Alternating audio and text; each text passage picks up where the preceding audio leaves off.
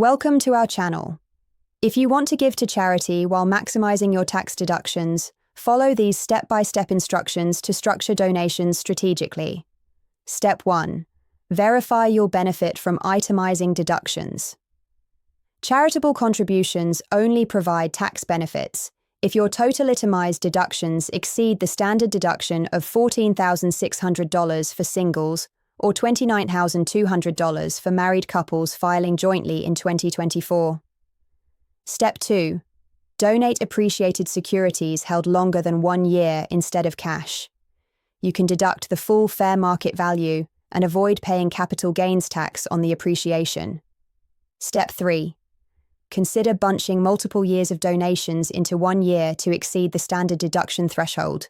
Then take the standard deduction in other years. Step 4.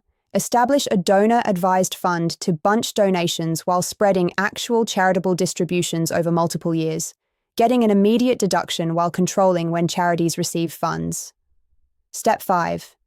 If you're 70 and a half or older, use qualified charitable distributions from your IRA to satisfy required minimum distributions while excluding the amount from taxable income up to $100,000 annually.